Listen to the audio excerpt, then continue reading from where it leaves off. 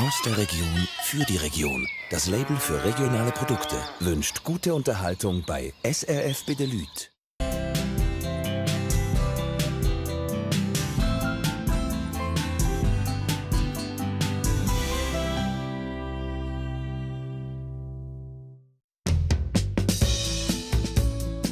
Das ist die Familie Cortesi aus der Lenk im Berner Oberland. Ihre Pension steht kurz vor der Eröffnung. Damit sie die Gäste auf hohem Niveau bewirten können, holen sie sich Tipps von Profis aus der 5-Sterne-Hotellerie. In Unterentfelden im Aargau wohnt Tierarztfamilie Siegfried Sommer. Ein besonderer Anlass in der Tierklinik, der Tag der offenen Tür, bringt Kinderaugen zum Glänzen und weckt Neugier für einen Beruf als Tierarzt. Und da kommt nochmal ein Sauce. Das ist die Lehrerfamilie Lätt aus Gross im Kanton Schweiz. Der erste Schnee ist da. Der Nicolas kann endlich mit seinen Schlittenhunden trainieren.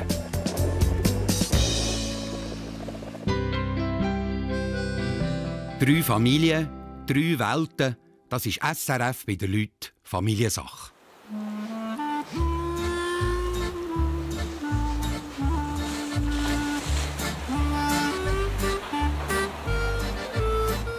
Lenk im Berner Oberland. Das alte Ferienheim hat die Familie Cortesi in einem halben Jahr zu einem kleinen Hotel umgebaut.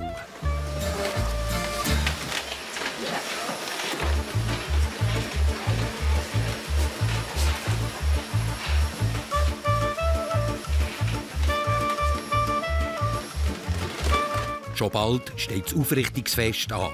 100 Leute sind eingeladen. Es gibt noch viel zu tun.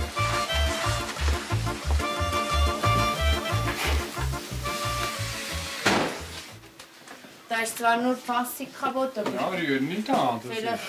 Jetzt ist auch noch das Giufu-Verschluss. Aber mit dem Beppo kann da nichts schief gehen. Der macht noch alle kleinen Sachen, die wichtig sind. Kaffee. Ja, Kaffee hat es noch keinen gegeben. Und für das Mittag längt es auch fast nicht. Genau. Ja, irgendwann sprechen ich dort zusammen. Soll ich noch einen Kaffee servieren, bevor ich losfräse? Nein, ich tue das selber. Ist gut. Der Vater von Fabienne, der Willi, ist pensionierter Malermeister und hat beim Umbau fest mit angepackt. Oh, danke, Jimmy. Jetzt der Strom. Nach Tourwell. Der Willi bringt nichts aus der Fassung. Andere stehen da mehr unter Strom. Die Frau war ein bisschen nervös und hatte das Gefühl, sie möchte noch mit putzen. Und jetzt ist Fabienne die letzten 2 Tage ein bisschen angespannt. Aber wir haben es eigentlich im Griff. Jetzt fehlt mir da Werkzeug. Dann muss ich halt wieder in den Keller. Wo kommen wir denn gerade wieder? Die Frau von Willi, Story, ist seit einer Woche nonstop am Putzen. So, das reicht. Den Rest kannst du kontrollieren.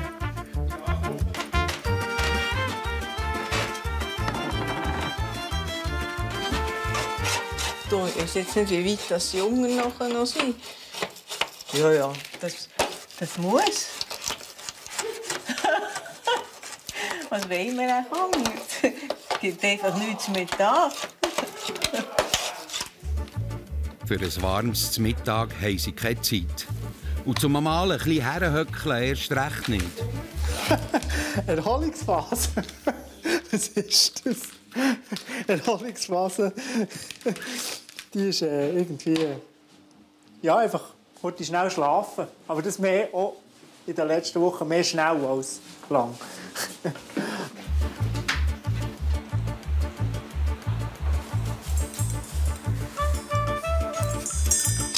Leck, ist das ein Fotzo-Ding, ehrlich.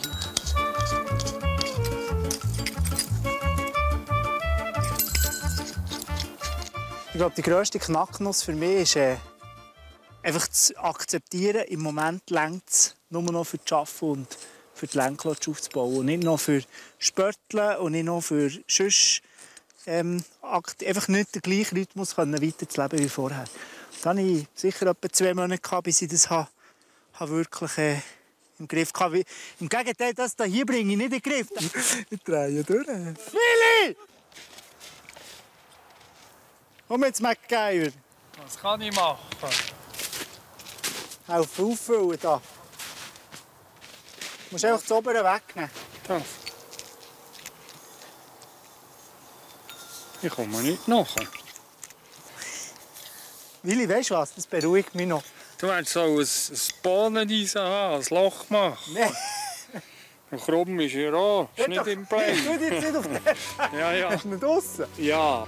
Oh, wenn ich Römmel nicht habe, kann ich viel nicht. Aber mit Römmel geht das. Gell, zusammen sind wir auch verdammt gut. Ja, im Team. Also, was ich natürlich gelernt habe in dieser Bauzeit von Willi, du kannst noch so ein grosses Problem vor dir haben. Eins ist wichtig. Der erste Satz, den du sagen musst, ist: alles kein Problem. Das lösen wir. Wenn dir das eine Explosion gibt. Du.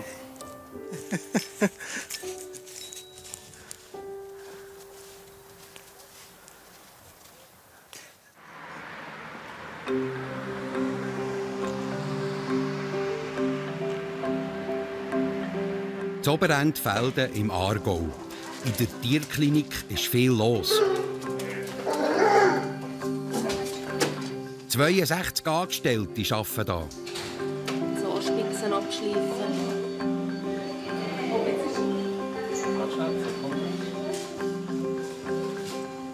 Der Roman Siegfried ist Familienvater von 3 Kindern, Tierchirurg und einer der Klinikleiter. Er ist in seinem Job stark eingebunden. In seinem beruflichen Alltag reiht sich eine Operation an die andere. Und da wartet schon die nächste Aufgabe auf einen Roman. Er muss den Hund vom Ehepaar Hermann operieren. Jetzt was ich also ich weiss, dass sie da sind. Ja, so, jetzt gibt es ein kleines Gixel. Ich will einleiten, wie sie noch lieber ist. Ja. Der Jahres hat starke Schmerzen beim Laufen. Die Schulter ist lädiert. Die muss man operieren. Bei einem 11-jährigen Hund ist das nicht ohne Risiko. Das weiss auch der Besitzer. Ja, es ist ein bisschen belastend, ja. Also, ich spüre es. Ich reagiere schnell gefühlsmässig so. Und von dem her war die Vermutung da, dass der Klaus wird im Haus.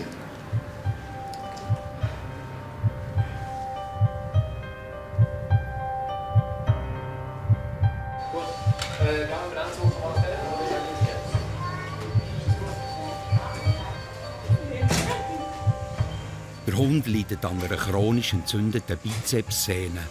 Alle Therapien haben nichts genützt. Jetzt muss die Bizepssehne durchtrennt werden. Bei den Hunden geht das, weil sie keine stabilisierende Funktion hat.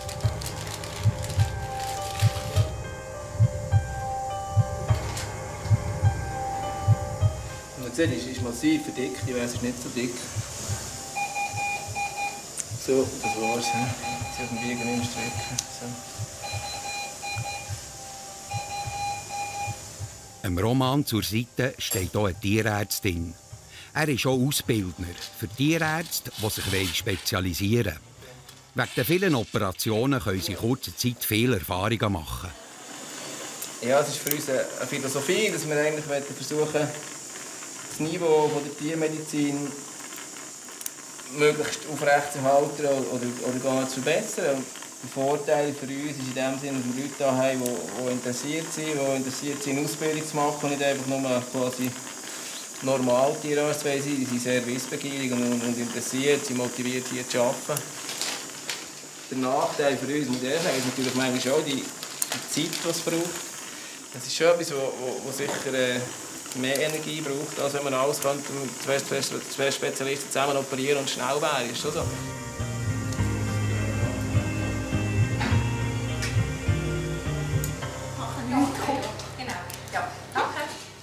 Ein Zimmer nebendran hat Barbara Sommer, die Frau vom Roman, Sprechstunde. Geht's gut? Ja, es ist kugelrund geworden. Definitiv, ja. Frisst sie noch gut oder merken Sie das langsam ein bisschen zurück? Man sieht es kaum, aber die Hündin, Denja, ist trächtig. Meistens kommen sie eine Woche vor dem Geburtstermin oder wir röntgen, das ist auch kein Problem für die Welpen. Und dann können wir sie zählen. Manchmal muss ich wirklich dann mit einem Farbstift noch schnell nachgehen. 9, 10, 11. Haben wir auch Freude, das ist super. Schön, eine riesige Familie. Toll! Ja, sie werden alle Hände zu tun haben. Ich freue mich sehr. Ja, schon mal. Das ist das erste Mal, sind die Emotionen, die natürlich hochkommen. Und doch, jetzt hoffen wir bringen sie durch, oder? So. Also, die CD kommt noch, die müssen wir noch brennen. Sie haben gleich noch einen Ausdruck davon. Eine Tierschwangerschaft und Barbara fiebert mit. Für sie war die Tiermedizin immer attraktiver als die Humanmedizin. Ich glaube, das ist schon die Tierliebe, die ich kann und auch eine Affinität zum Tier. Ich merke ja schnell einen Draht zu den kranken Tieren. Ich habe das Gefühl, ich spüre auch viel in einer Untersuchung. Und ja, Menschen, das hat mich wie nicht gross interessiert. Jetzt manchmal mehr so im Nachhinein. Ich dachte, da wäre vielleicht auch etwas gewesen, Kinderärztin oder ich weiss nicht, ob ich gut gewesen wäre in dem. Aber mein Herz hat immer für das geschlagen und das ist nach wie vor immer noch mein Traumberuf. Das ist echt so geblieben. Unterdessen ist Nachmittag. Der René Hermann will seinen operierten Hund, der Jahres, abholen. Das ist mein Name, Hermann. Der Roman kann nicht dabei sein. Er hat einen Notfall. Der René Hermann weiss aber schon, dass die Operation gut gegangen ist. Der Roman hat ihm vorher angerufen. Ja, schon lange jetzt. Ich freue mich jetzt, wenn er zur Tür reinkommt.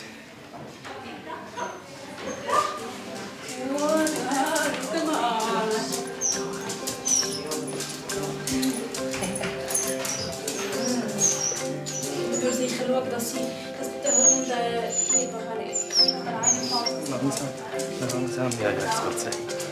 Am Morgen ist der Jahres noch auf dem Operationstisch gelegen. Jetzt kann er schon wieder heim.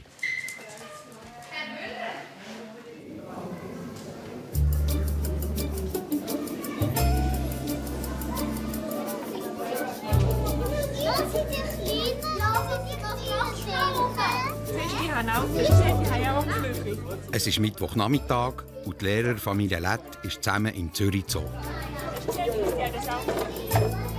Ich genieße so Tage, wo wir etwas machen. Das ist eigentlich immer schön.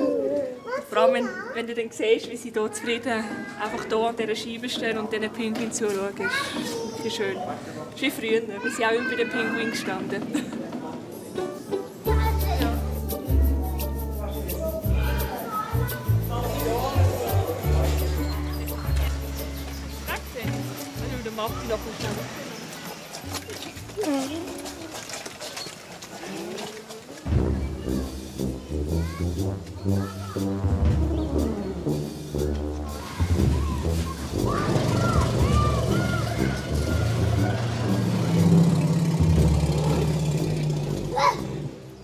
Den Elefanten sind wir auch wegen Martin eigentlich. Das ist das erste, wie soll ich sagen, nicht Bauernhoftier, wo er eigentlich das Geräusch nachmachen konnte. Und jetzt habe ich gefunden, jetzt muss ich mir das auch mal noch in echt zeigen, wie das wirklich aussieht.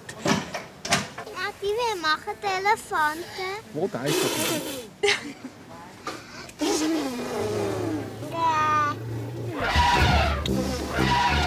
Also. Bei Lätz ist das vierte Kind unterwegs. Und es ist Tradition, dass jedes Baby ein Stofftier bekommt. Ja, du hast ja schon einen. Bei so viel Auswahl ist das nicht ganz einfach. Und zu gross soll es nicht sein. So einen großen Schlittknopf würde ich nicht machen. Das bringt gar nichts, weil ich meine, das Baby, ja, es ist jetzt das Ziel, dass es dann sagen wir, mit 4-5 Monaten das dann auch in die Hand nehmen und auch wirklich brauchen. Finn, du hast ja eine Schildkröte bekommen in den Ferien. Komm. Aber ich weiß Das merken nicht, wenn der Also, Markus fragt oder so. Komm, nein, wir schauen schnell bei der Uschi. Komm mal mit. Tiger. Was meinst du, Finn? Ein Leu oder ein Zebra? Die Buben haben mehr Lust, etwas für sich auszusuchen.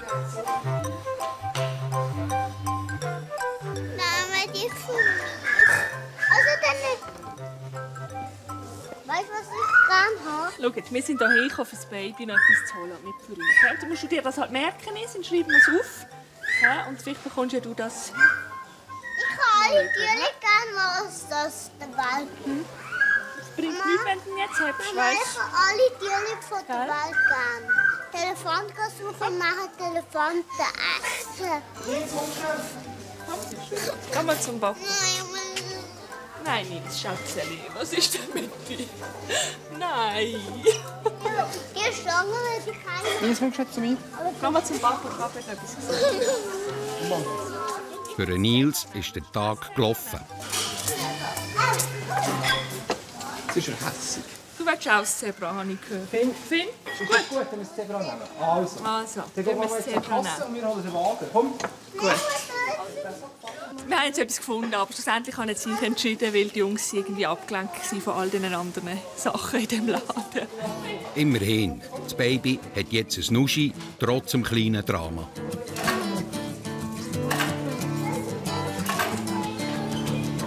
Kurz darauf runter, Denise hat sich zurückgeschlichen.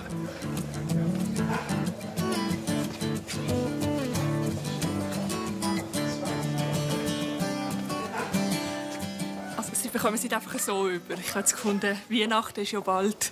Und Denise ist jetzt ja wirklich herzzerreißend bei dem Wolf gehockt. Und jetzt tue ich das für sie borsten.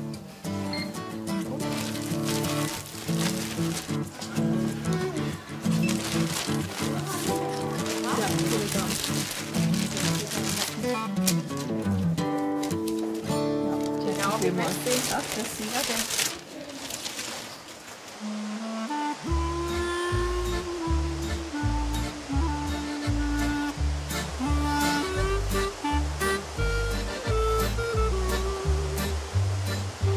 An der Lenk im Berner Oberland.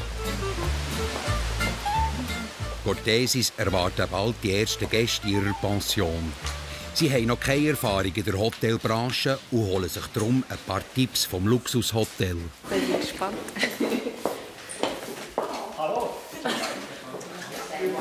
Guten Morgen. Ja, gut. Willkommen im Lenkerhof. Danke. Ja, danke vielmals. Schön, dass du da bist. Ja. Hat er überhaupt Zeit, bis da mitschleifen? Im Gegensatz zu Cortesis haben der Jan Stiller und Heike Schmidt ihr ganzes Arbeitsleben in Hotels verbracht. Und darum sind sie die Richtigen für ein paar Geheimnisse aus dem Hotelleben. Die Stühle müssen alle richtig stehen, die Küsse müssen korrekt aufgeschüttelt sein. Frühstück gibt es heute Morgen eben mit fast 150 Gästen im Haus. Da muss dort warm sein, also da geht ja etwas raus. Morgen. Die Dimensionen sind nicht ganz gleich wie bei Cortesis. Rund 100 Mitarbeiter sind hier angestellt. Die Fabienne und der Roman machen später alles allein.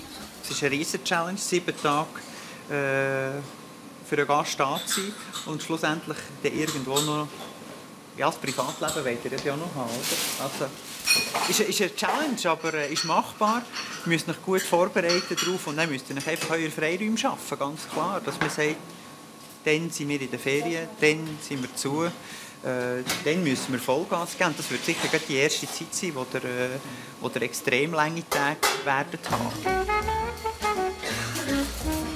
Der Roman und Fabienne haben in ihrem Hotel zwar nur Platz für 10 Gäste. Aber die Grundregeln der Hotellerie sind auch bei wenig Gästen die gleichen. Ich glaube, das ist etwas vom Wichtigsten, kennen deinen Gast. Also das heisst, wir schreiben auf, welches Mineralwasser das der Gast trinkt. Wir haben sogar einen Gast, der hat einen eigenen Velosattel. Also wenn der anreist, dort läuft der Chefhaustechniker los und tut unten auf dem Velo den Sattel montieren, weil der Gast im Haus ist. Wir haben Gäste, die haben eigenes WC-Papier. Details sind also wichtig. Und das gilt speziell auch für das Bad. Guten Morgen. Das geht, aber das ist... Also wichtig ist einfach, dass die Öffnung immer in die gleiche Richtung ist, dass das Tuch genau gleich hängt wie das obere, dass es schön eingemietet ist. Und das ist jetzt beim Badtuch in diesem Fall der Fall. Wenn man nachher bei der Toilettenpapierrolle schaut, dann hat jede Toilettenpapierrolle so ein Fältchen vorne. Das heisst, es wird so zugeklebt. Also es sieht anders aus, wenn die Toilettenrollen so da hängen, oder das, was ich vorhin gezeigt habe. Das sind eben die Details. Und Detailpflege in einem 5-Sterne-Hotel ist das A und O.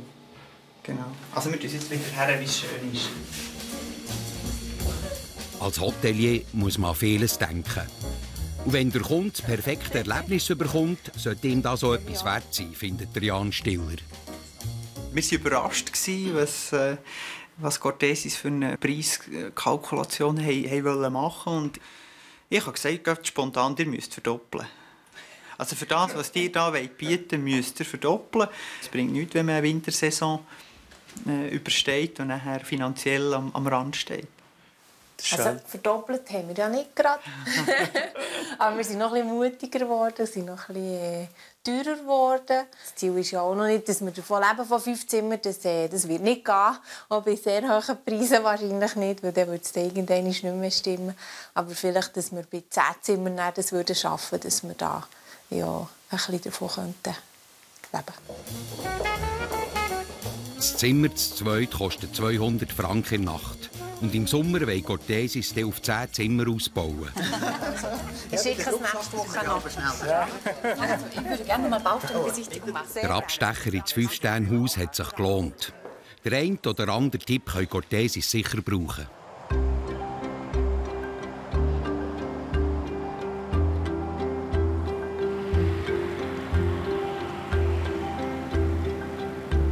In der Tierklinik im Aargau.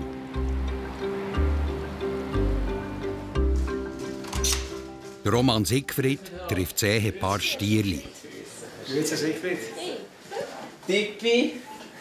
Ciao. Jetzt ist sie, glaube ich, langsam froh, kommt sie weg. Wie geht's euch? Ja, uns geht's gut. Gut.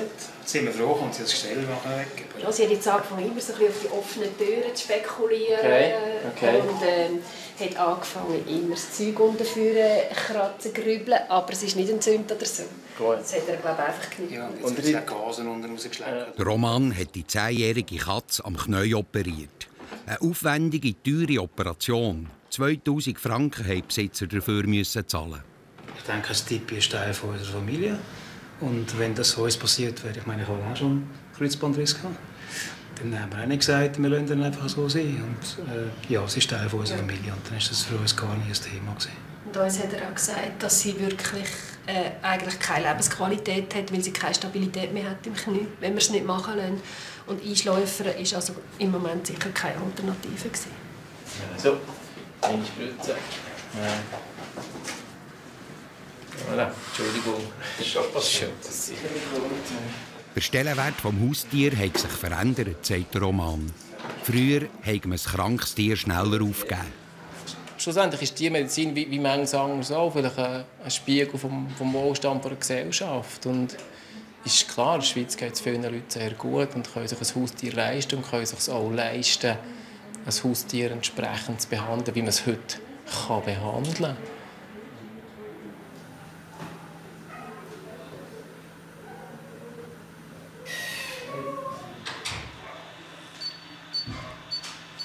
Was ich jetzt mache, ist eigentlich testen, wie stabil das Knie ist. Indem ich die Schubladen teste, die ich vorher hatte. Und das ist total stabil, ist gut. Nehmen wir weg. So.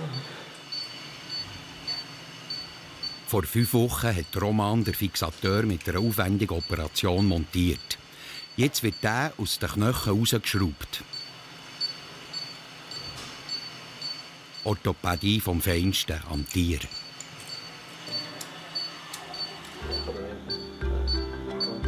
Der Roman ist mit seiner Arbeit zufrieden. Das Knie ist wieder stabil. Das Tippi kann wieder normal leben.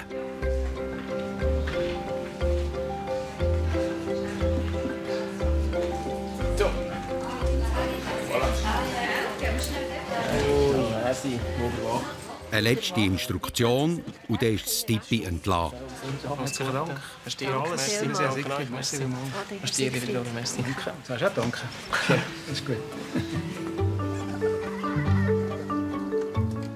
Zur gleichen Zeit macht sich Zatu Hort auf den Weg. Sie ist aus Finnland und die zweite Nanny von Siegfried Sommers. Zusammen mit dem Paul und dem Till geht sie die Nora abholen.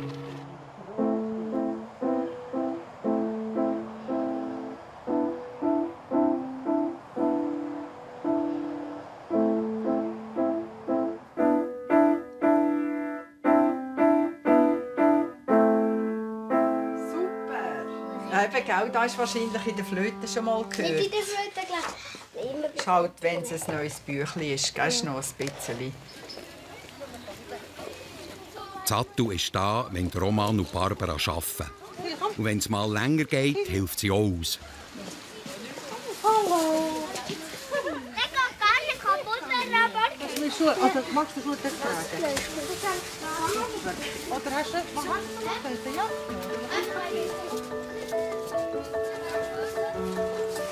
Ohne die Flexibilität von ihren Nannies könnte Siegfried Sommers sich beruflich nicht so engagieren, wie sie es machen.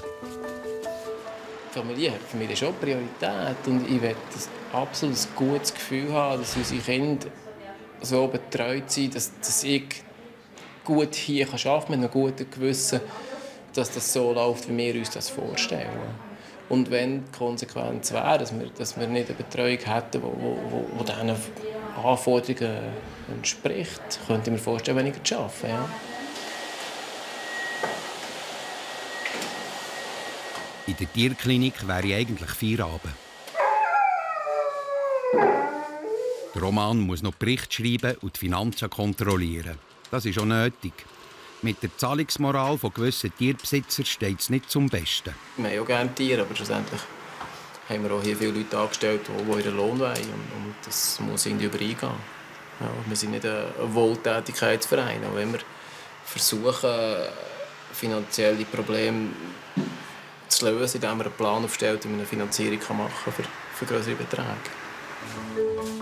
Als Chef ist er auch für die wirtschaftliche Situation dieser Klinik mitverantwortlich. Aber jetzt ist der Feierabend. Daheim wartet die Familie.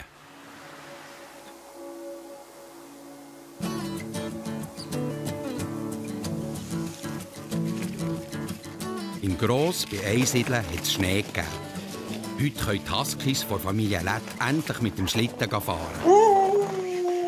Gut, die sind ja prädestiniert für Kälte, für Schnee und so. Und es ist auch schön, eben Trotti fahren oder so, aber das ist einfach kein Vergleich. Oder? Also jetzt ist wirklich die Jahreszeit für die Hunde. Und also man merkt es auch, gut, jetzt sind sie ein bisschen auftrainiert schon. Oder? Wir haben schon einige Trainings gemacht und sie sind wirklich geladen, sie wollen. Oder? Der erste Schnee, den wir hatten, da sind sie fast durchgedreht. Ja. Und also sie freuen sich richtig drauf. Und das ist auch für uns, es ist wirklich schön. Oder? Man kann viele Hunde einspannen und die Post geht wirklich ab jetzt im Schnee. Die beiden Junghunde Nanook und Amarok dürfen mit den grossen Hunden ins Gespann.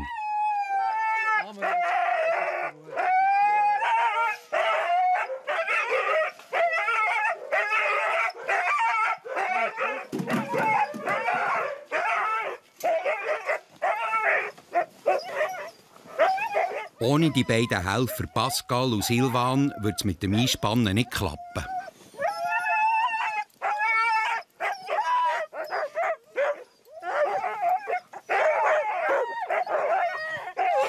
Die Jungen sind schon... Ist gut? Ja. Sie sind schon ein bisschen wilder noch. Los! Nein, Mann! Wenn nicht laut! Wenn nicht laut!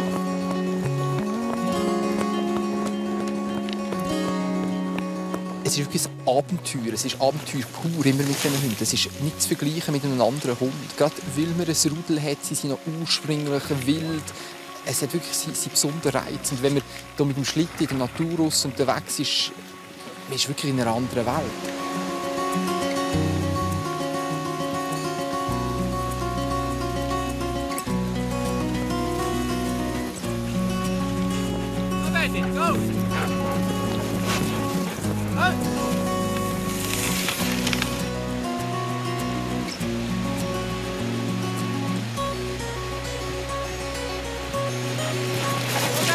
Es ist ja erstaunlich, die Kraft, die hier drin steckt und die Begeisterung auch von den Hunden. Also wie die weihen, das ist unglaublich und das überträgt sich dann auch auf den Menschen.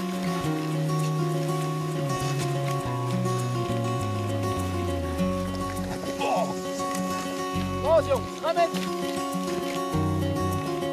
Komm, Baby!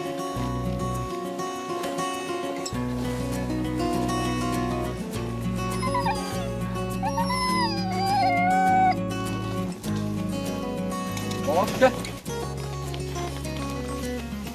Warte. Und los. Gut.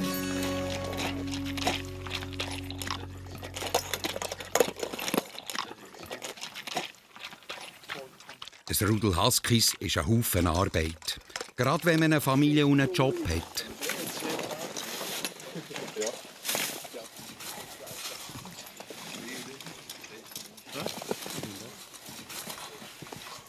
Es geht ja nicht darum, das zu machen, was am wenigsten Aufwand bedeutet. Es geht darum, das zu machen, wo man wirklich begeistert ist dafür, wo man sich wirklich ausleben kann. Und, also, das ist schon auch so ein bisschen mein Motto. Also, ich mache wirklich die Sachen, wo ich das Gefühl habe, das passt wirklich zu mir, das will ich, das kann ich auch gut. Ich bin halt einer, wenn ich das Gefühl habe, irgendetwas will ich gerne machen, dann mache ich es auch. Vielleicht schnell hinterher kriechen. Der Hund kann hinten. Ist schon. Für heute wird der Schlitten nochmal an den Nagel gehängt. Aber schon bald gilt es ernst. Gleich kommen die ersten Gäste an die Husky-Workshops.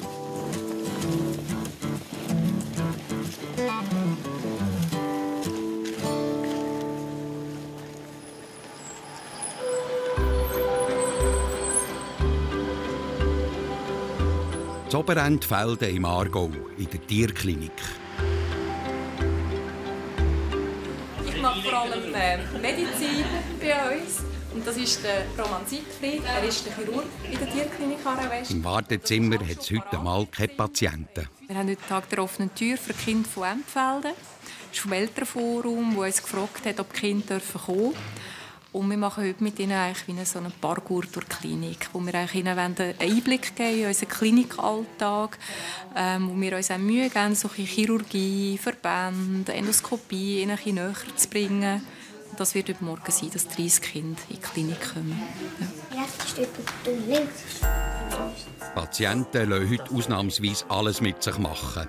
Sie werden gestochen und endoskopiert. Säfeli, genau. Und da kommt nochmal ein Sugus. Bravo! Nicht so wohl ist, könnt ihr einfach das Messer wieder runternehmen. Roman hat einen Hampfel Jungchirurg im Schlepptau. Zur Debatte steht ein komplizierter Beinbruch. Das Papier. Und das von hier, das ist nur eine Linie.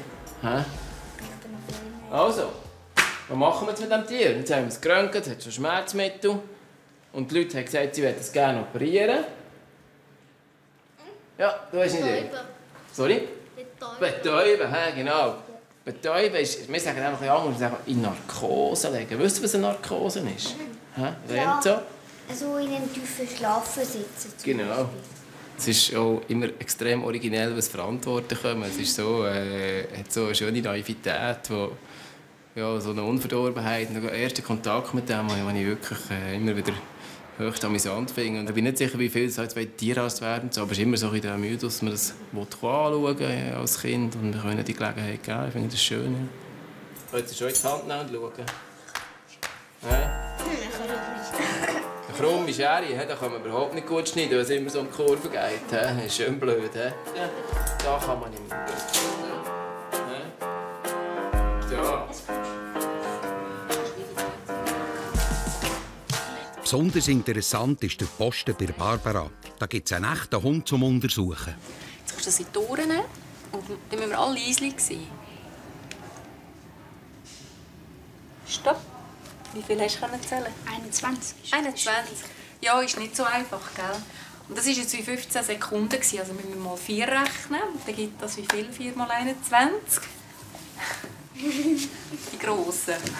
84. Super, genau. Also in der Sprechstunde muss ich manchmal auch recht überlegen, wenn viel zu tun ist, 34 mal 4, dann muss ich auch schnell studieren. Genau. So viel Hirntraining gibt Hunger.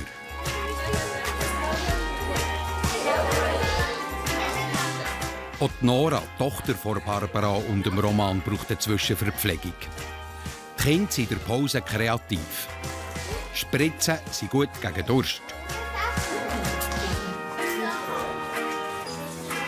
Für mich ist es wichtig, dass wir sind in Entfelden, dass wir auch integriert sind in der Gemeinde. Mir ist wichtig, dass die Kinder auch Einblick haben in die Berufe. Also, die Interesse haben, sind sie auch willkommen. Das kann an so einem Anlass sein, aber auch sonst.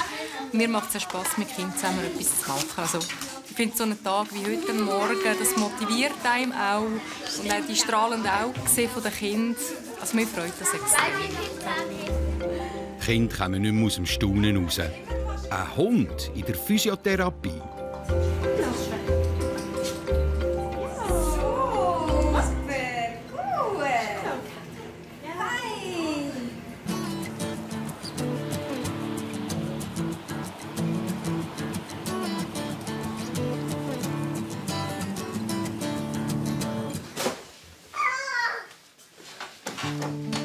Bei der Lehrerfamilie Lätt ist die Geburt vom 4. Kind nicht mehr weit.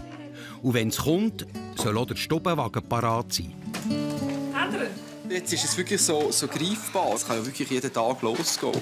Es ist schon so ein bisschen das Ungewisse, was kommt jetzt. Aber andererseits ist es ja das 4.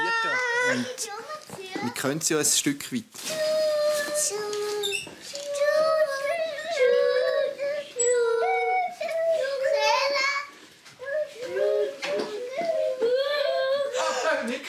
Jungs!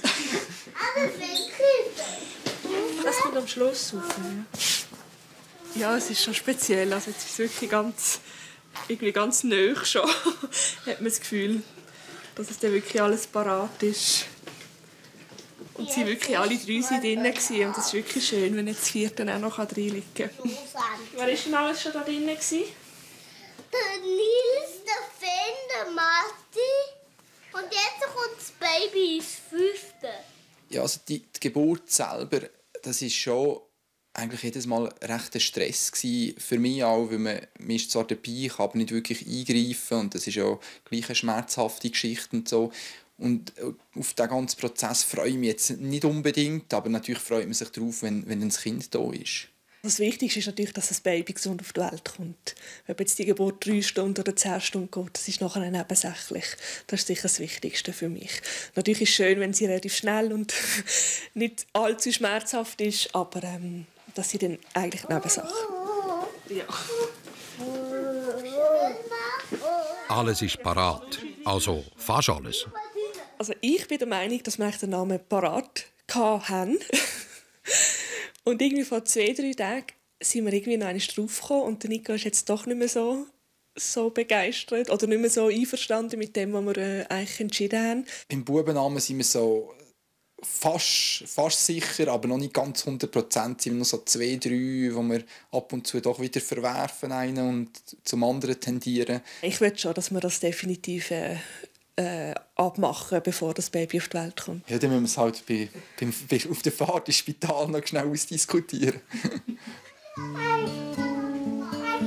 Es geht nicht mehr lang, bis das Baby da ist. Lätts haben nebst einem gesunden Kind vor allem einen Wunsch an das Ungeborene.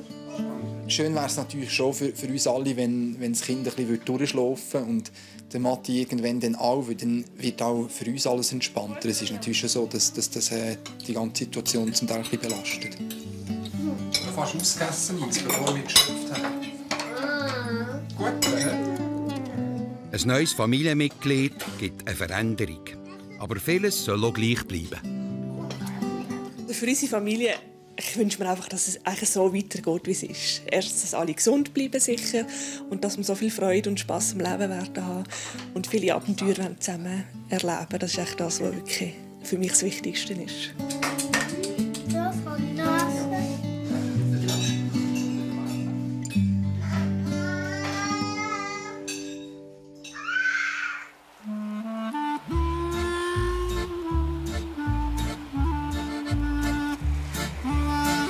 Lenk im Berner Oberland.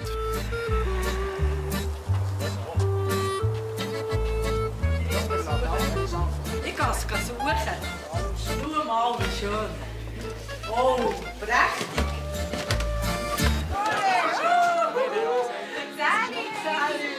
Fabienne. Endlich ist es soweit. Nach 6 Monaten Krampfen können Cortesis heute ihr Werk der Öffentlichkeit präsentieren. Ein Wermutstropfen gibt es. Die Mutter vom Roman ist allein gekommen. Der Vater vom Roman, der Raymond, ist krank und kann darum nicht da sein. Schön. Und die Nachttischchen, die der Raymond gemacht hat. Höllenbüts gsi. Wenn man gerade ins Bett, so schön ist es. Die Schwiegertochter ist wirklich in eine Architektin verloren gegangen. Ich glaube, es ist schon so ein bisschen der Roman hat es sicher auch gesagt, aber es ist auch die Handschrift da von Fabienne.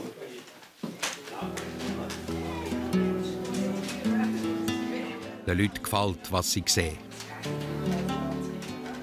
Nur einer mag sich nicht vor Begeisterung anstecken. Der Willi, Der Vater von Fabienne war der wichtigste Mann beim Umbau. Der pensionierte Malermeister ist wehmütig, dass die Bauzeit vorbei ist. Das Badzimmer umstreichen. Von hellblau auf dunkelblau. Das glaubst du fast nicht, dass eben was alles gegangen ist und manchmal Schweisstropfen. Und jetzt sieht man nur noch das Fertige. Den Staub, den ich eingeschnauft.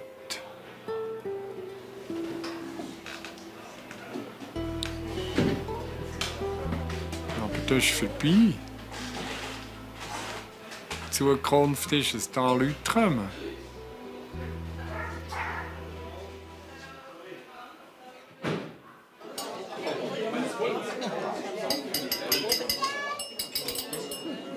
Liebe Gäste, liebe Lenkerinnen, liebe Lenker, liebe Familie und Freunde, herzlich willkommen in der Lenk-Lodge. Anstoßen möchten wir auf all die Leute, die uns geholfen haben, diesen Traum zu realisieren.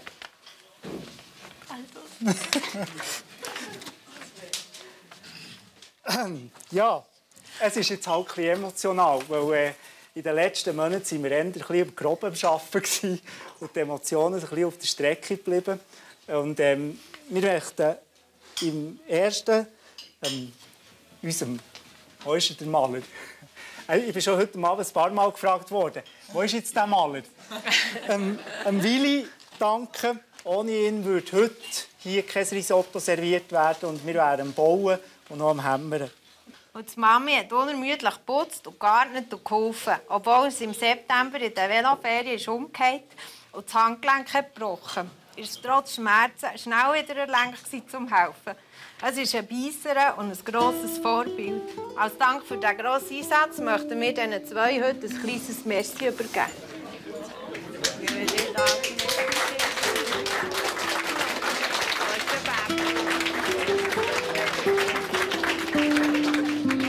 Wo ist denn der Bärbel?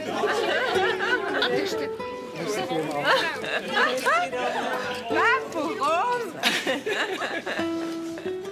Nein, kannst nicht davon laufen. Komm, ich muss das Päckchen übernehmen. Hey, musst das Päckchen nehmen, schnell. Komm. Nein! Ich gehe da rein. Komm, ich komme an. Merci vielmals. Danke vielmals. Ich muss noch ein bisschen weiterreden. Komm jetzt führen. Oh nein. Ich war noch ein Pfeifer und gestrichen da. Ich komme auch hier herstehen. Und sie haben gerne Merci gesagt, ich brauche da nicht Ehrung und Zeug. Nein, das ist einfach mehr. Ich helfe und mache Säckchen, aber nein, jetzt da vorstehen. Das mache ich nicht. Und jetzt sagen wir nur noch Prost. Prost miteinander. Guten. Merci vielmals.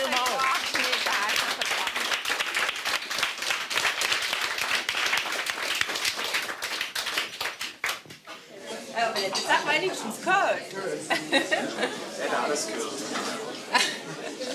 Es gibt nichts Schöneres, als die Erinnerung mitnehmen. Weil auch wir wissen, dass wenn die Zeit normal läuft, irgendwann endlich ist. Und ja, die Lodge, das ist nicht unsere Lodge, das ist wirklich die Lodge von Wilu, von Dori, von meinen Eltern. Das ist wirklich von unserer Familie ein Werk. Und das ist schön. Halt auch, weil wir in der Situation sind, dass wir nicht selber Kinder haben, ist das doppelt schön für uns, das so mitzunehmen.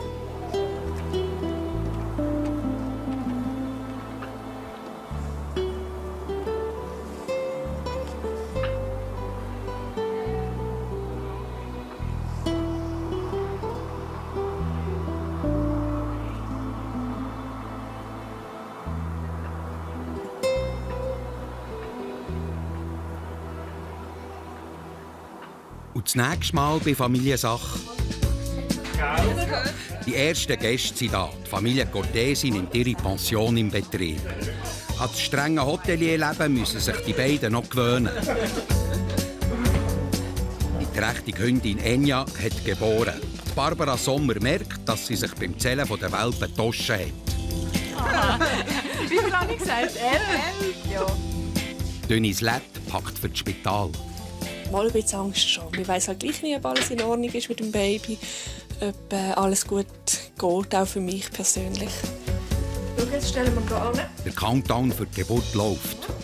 Das und noch viel mehr Geschichten gibt es nächsten Freitag wieder bei SRF bei den Leuten Familiensache. Sie sahen SRF bei den Leuten mit «Aus der Region für die Region», dem Label für regionale Produkte.